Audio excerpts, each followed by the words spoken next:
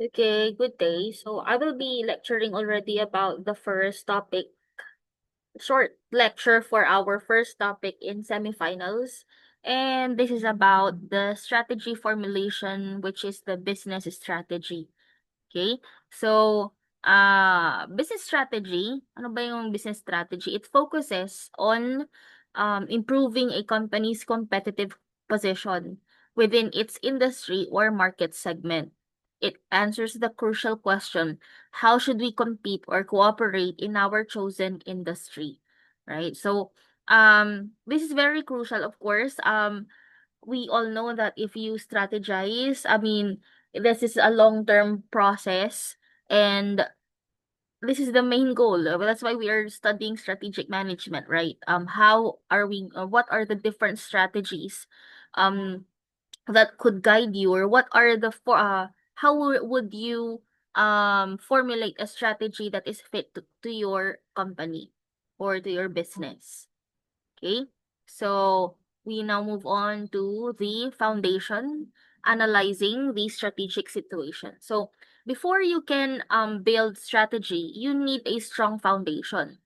This starts with a situational analysis or situation analysis, um, aligning a company's internal capabilities with external factors. So of course, again, paano nga ba tayo mag-i-strategize kung hindi natin napag-aaralan kung ano ba yung current position natin, 'di ba? I think we have talked about this earlier during the prelims, like we need to set our goal, or and then understand where are we, what position are we, so that we would know how far is it for us to achieve our goals. So, dito na papasok si situation analysis, and we have a very important tool, and I think you already know this one, SWOT analysis, which summarizes, palagi na lang natin 'tong napag-aaralan, management, mindset, nandiyan na si SWOT, 'no? Which is strengths, weaknesses, opportunities, and threats. However, the SWOT analysis can be subjective, contradictory, and lacks prioritization. So we have a more advanced matrix, which is the SFAS matrix. It is an improved SWOT by condensing and prioritizing key strategic factors, helping management focus on what's most important. So we have the SFAS matrix. I will be giving you your handouts, and merong ano doon, example ng SFAS matrix. Okay? And next one is the defining direction, mission, and objectives. So once you understood your situation, the next step is to define your direction with a clear mission statement and specific objectives.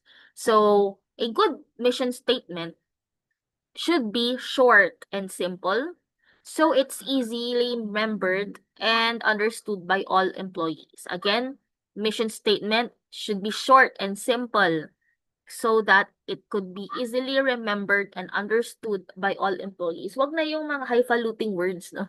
Wag na yung masyadong mahaba. Um, Very important yung, kaya nga ano, 'di ba, if you remember, during the kapag meron kaming, accreditation, pinapa-memorize sa'min yung vision, mission,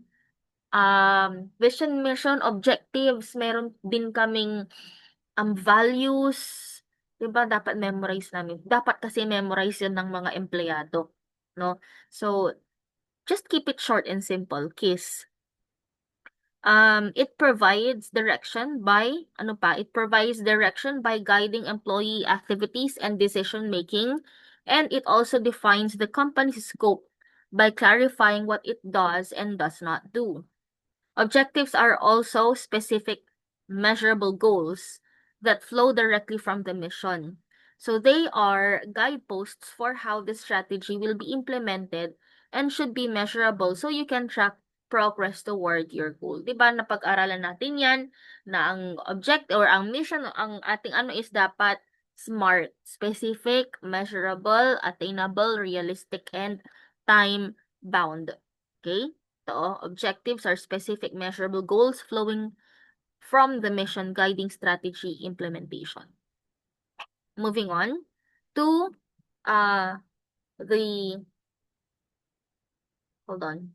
Okay. Moving on to the core business strategies and how would you compete. So we have this Michael Porter's generic competitive strategies which offer a foundational model for competition. We have the first strategy which is cost leadership. Ano yung cost leadership?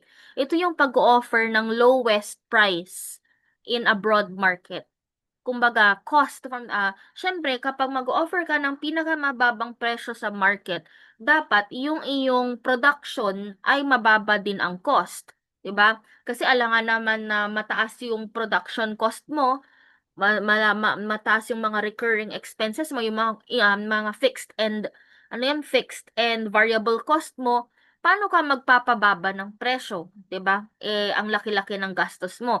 So, hindi lang basta ito yung pagbibigay ng lowest price. Ito yung pag-i-strategize mo na yung mismong production process ay mura para makalaban ka or para ma maano mo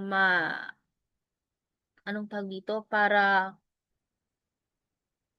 ah, ma hala, I forgot the word. Ma-command, ayun, ba yan? Para ma-command mo yung presyo sa market. Okay? Next one is differentiation. This involves creating a unique product or service for a broad market which allows for premium pricing. Ano yun? Ibig sabihin nun, dapat yung product or service mo is highly differentiated or it's highly unique. Dito na papasok yung mga talagang kakaibang design, talagang ah, umaano siya sa pagdating sa ang tawag dito, research and development, 'no? Nangunguna siya, okay? So that is differentiation. Dito napapasok din yung blue ocean strategy din, okay? And next one is focus. This strategy targets a narrow market segment with either a cost advantage or a differentiated product. So target, ayan. So ito na yung narrow segment, para siyang niche with either a cost advantage or differentiation. Parang focus lang sa isang maliit na target market, narrow segment, no? So, however, a major risk with these strategies is getting stuck in the middle, which can lead to below average performance. The key to success is building a sustainable competitive advantage. Yun lang. So, yun yung major risk, yung stuck in the middle, hindi na makausad. There might be some bottlenecks, no, or problems that they cannot solve for a certain period of time, so they cannot move on to the next phase or to the next stage. So dahil dito, this can lead to below average performance, and because of that, ang importante is to maintain a competitive advantage. Moving on to industry structure and strategy. The structure of an industry can have a big impact on strategy's success. So, a fragmented industry has many small or medium-sized firms like local restaurants. So, in these industries, focus strategies are common, and the industry often consolidates as it matures. So, ito daw, many small or medium-sized firms lang, like restaurants. Well, I think parang yung kay Gordon Ramsay, no, yung kanyang restaurant, parang iba't iba yung kanyang, pero under sa syempre, siya pa rin ang may-ari, pero, meron siyang restaurant for Asian cuisine, may restaurant siya for, ah, i ano tawag yung British or European cuisine or whatsoever. Like, let's say, for example, um, yung sa ibang bansa or sa ibang bansa meron siyang ibang pangalan, I forgot na yung name, pero parang Lucky Cat, I think. I forgot that. Yeah, balikan ko 'yan 'pag face to face tayo. So, meron siyang restaurant na pang-Asian. Pero, tignan nyo, hindi iyon yung pinatayo niya dito sa Philippines. 'Di ba? Parang, ano siya eh, European cuisine yung, pagkamahal-mahal yung nasa Manila. Based sa isang vlogger, mag-isa lang niyang nagastos niya is 8,000. So, parang ganon, fragmented industry. So, um, such as the local restaurants, small or medium-sized firms siya. Pero isa yung, focus strategies are common and the industry magko-consolidate daw siya or magiging isa daw siya kapag nag-mature. So, yung consolidated industry naman, on the other hand, no, is dominated by just a few large companies such as aerospace industry. Here, companies often combine cost leadership and differentiation strategies to compete. So, dito naman, syempre, aerospace, yung kay Elon Musk, na pangmayayaman lang yung kanyang, kliyente, na magti-trip to the moon daw sila. Trip to the moon, magiging, ang tawag dito, astronaut sila for a certain or for a big fee. Parang ganon, consolidated industry. Okay, next one. Hyper competition, the agile advantage. So in many modern industries, competitive advantages are only temporary because of intense and rapid competitive moves. This is known as hyper competition. So ano ulit 'yun? Hyper competition. So temporary lang siya kasi napakabilis ng competition. Products have short life cycles and there are frequent market disruptions, and success depends on continuous innovation to create short-term advantages. However, it's important to be careful as an overemphasis or short-term tactics can detract from companies' long-term strategic objectives. So, meron siyang short life cycle, market disruption, continuous innovation. So, very common dito ay yung mga tech products or gadgets because napakabilis ng evolution ng technology, no? Yung kagaya niya si iPhone yan, maikli lang yung short life cycle niya. It's just 2 to 3 years siguro, 'di ba? Tapos bababa na rin yung value, maglalabas na naman sila ng panibago. Actually, yearly naman ata sila naglalabas.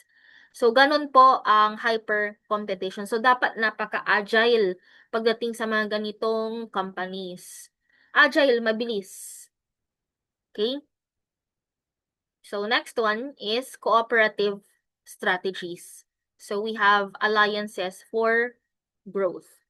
So, ano yung cooperative? Makikipag-alyansa ka sa ibang companies para magkaroon ka din ng edge. So, finally, companies don't always have to compete. They can also collaborate through strategic alliances.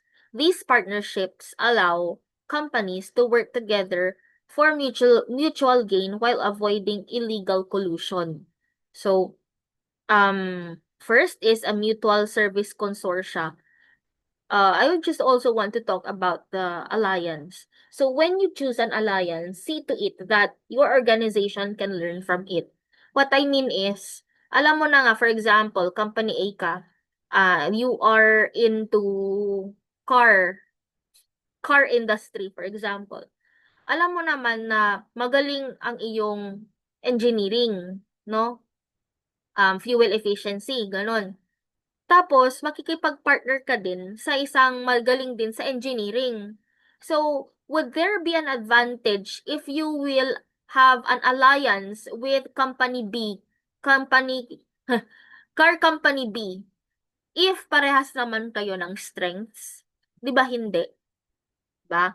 So, dapat, ang magiging, in choosing an alliance, you also have to think about your organization on how it can also learn from it. So, for example, kung ikaw ay magaling ka sa, 'di ba? Kagaya yan, SWOT analysis na naman, 'di ba? Malalaman mo naman yung weaknesses mo as a company. Alam mo na strengths mo ay ay yung engineering non or yung fuel efficiency.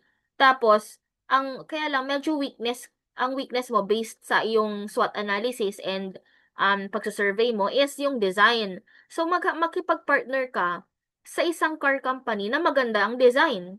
And siguro sila din, syempre, pag-isipan nila, titingnan din nila kung may maitutulong ka din ba sa kanilang company. Kung baka sila is hindi rin sila magaling sa engineering. So ganun po ang pag choose ng alliance. 'Di ba? I think nagigets nyo naman, no? Again, there should be organizational learning. Dapat nagsuswak, nagko-complement yung strengths and weaknesses ng magkaalyansa. Yun. So we have the first one, mutual service consortia. It involves pooling resources for shared benefits such as joint research and development. Next one is licensing agreement. Grants another company the rights to produce or sell a product in a specific market in exchange for compensation. So, magbibigay siya ng rights na ipagamit. Ano bang mga ano? Ah, yeah. For example lang, for example, ah, ikaw nagkaroon ka ng magandang ano, magandang or nakapag-program ka ng isang magandang software, tapos ayaw mong ibenta. Gusto mo magkaroon ng licensing arrangement, ikaw, for example, kay Microsoft. So, bawat download, bawat download ng users ng Microsoft is meron kang kinikita. Ayun yung licensing agreement. So next, a joint venture creates a new entity to enter a market or combine skills. So joint venture, usually ito yung pagbibili or pagme-merge, 'di ba? Pagme-merge ng dalawang companies and then magkakaroon ng panibagong entity. Okay. And value chain partnership is a long-term alliance with a key supplier or distributor. Yon. So, very, ano naman na to, easy tong value chain partnership. So, for example,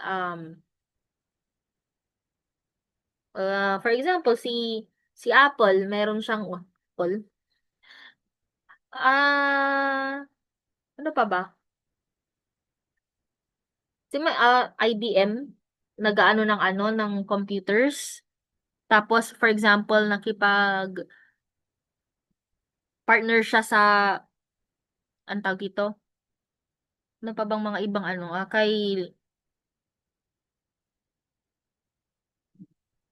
HP, for example. Ayan. So, si HP yung